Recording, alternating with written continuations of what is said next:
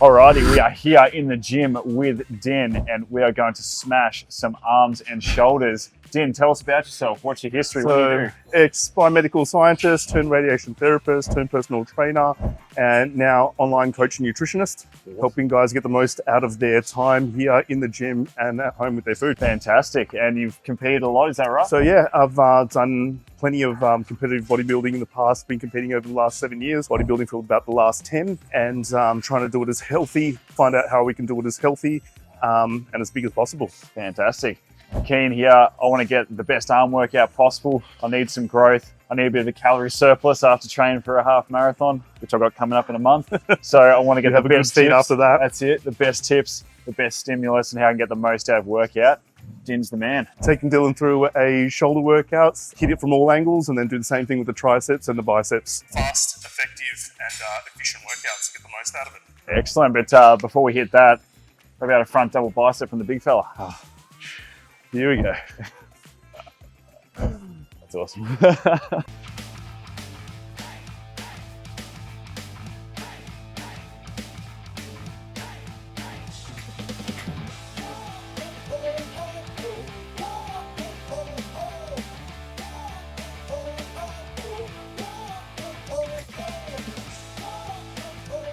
So dumbbell shoulder press, we're going to do it seated without the back support. Cool. So that we don't bias our front delt too much. Therefore, get a nice, even, healthy shoulder rotation as we press. It's always easier to start from the knees, much less tiring. Breathing out on the way up.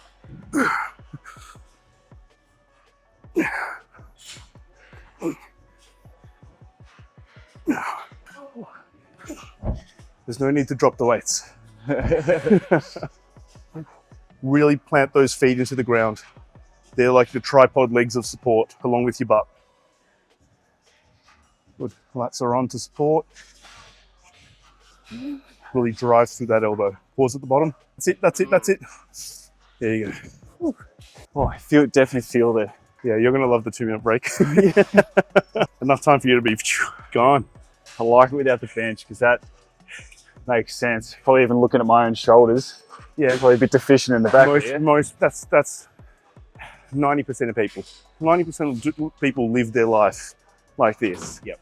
So when you train, you have to account for that. Do the movements that you don't always, be in positions that you're not always in.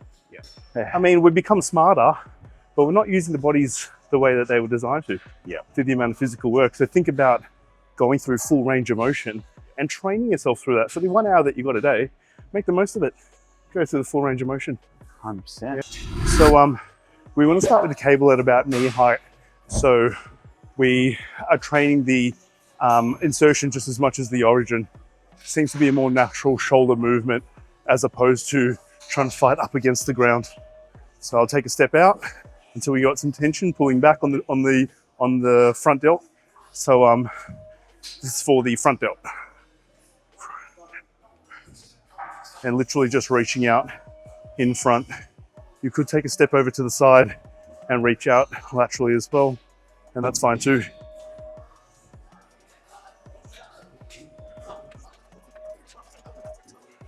It's fantastic training. And breathe out and squeeze. And we'll go a couple more reps on this side, and then we'll continue on the other. And I think on the next set we'll go up, because this looks really great. That's a nice healthy movement. It's amazing how heavy a lightweight can feel when it's done properly, hey? Oh yeah. Well, yeah, essentially you want to use as little weight as possible to put as much tension on the muscle as you can. That'll take all the stress off your joints. Sure. So you get guys who have all these injuries, maybe if they drop back the weight, they'd actually have potentially more muscle, better shaped muscle. Yeah. So sometimes you really have to train the body, not the ego. And sometimes there's a time to listen to the logbook. Yeah. And I think the hard part is knowing when. And that's where a experienced coach is worth their weight in gold. All right, next up we've got cable crossover. So nice and easy, setting the cables pulleys at about shoulder height. From then on, we're going to grab each opposite side, You should be light enough that you could just grab it with the carabiner with your thumb. But if not, you can get those wrist cuffs or just use a grip handle. Reaching out, hold, same tempo as the front delt. Squeeze, hold, stretch, hold, squeeze, hold, stretch, hold. Real thing is holding the stretch out and holding that contraction for a sec.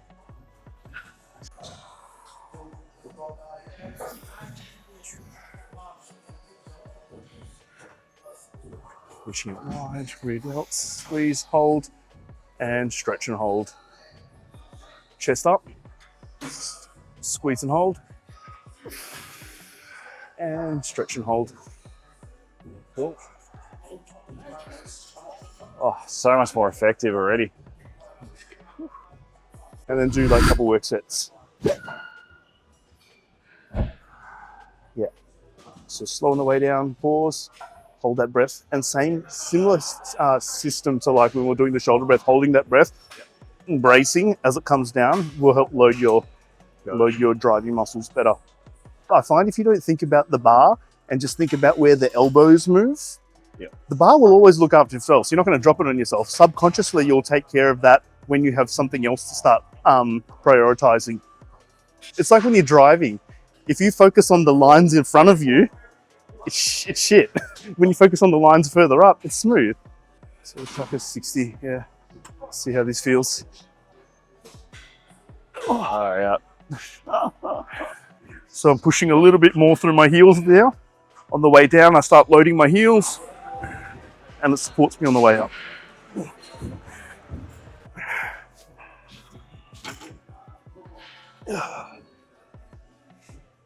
With your shoulder blades, do you bring them down and sort of tuck them in? Like, Not as much as if I'm trying to hit my chest. yeah. Okay. So just a little bit less. Like it's all, they just have to be flat against the bench. So I wouldn't say they have to be really tucked right back. Yep. And it's okay if your elbows start to reach out to the sides a little bit. Think like you mentioned there. Big air, hold. Yeah, really plant those feet. Squeeze and breathe. And push through them now.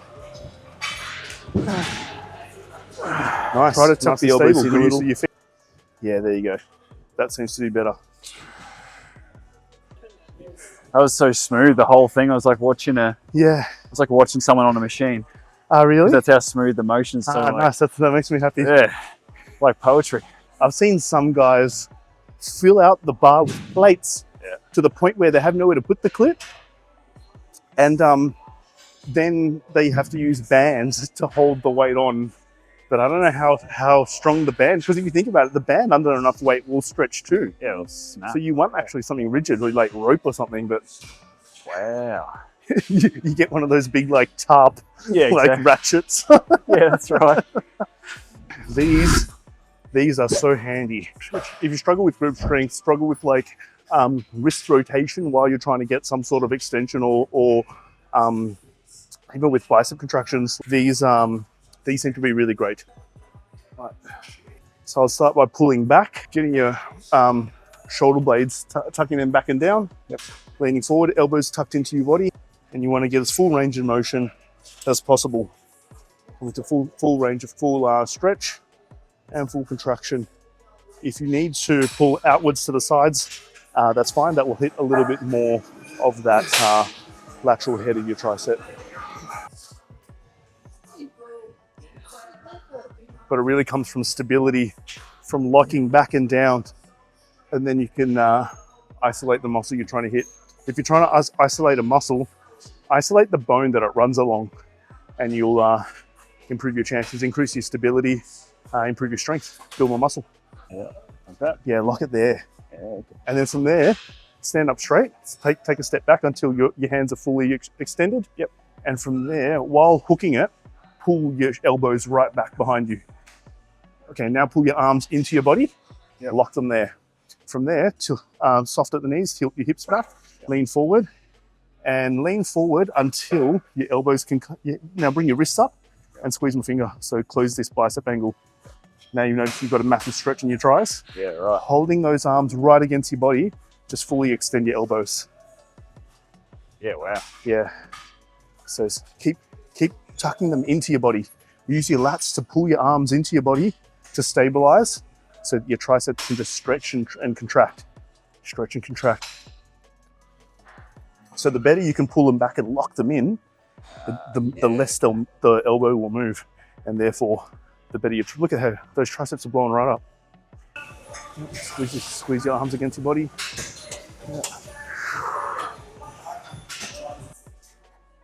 Because you're taller than me, you might benefit from taking a step back. You can increase the range of motion without hitting your face with the band. So broccoli and mustard, good combination if you're trying to get really lean and dry.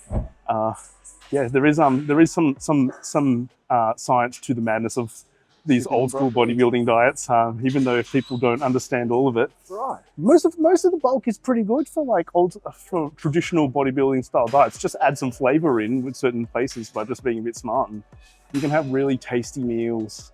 I've seen your Instagram with the barbecue and like. Oh man, yeah, we eat. So I eat really well for a bodybuilder because I love food. Since I was a kid, I've been in the kitchen, learning to cook, and I love to eat every single. I think I get along with people from every part of the world just because you can always talk about food. Oh, and I love all kinds of food.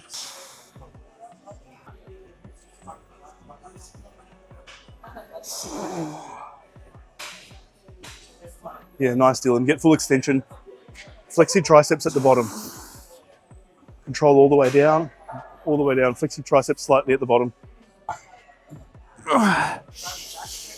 Let's get a front double bicep, Dylan. Oh, yeah, sure.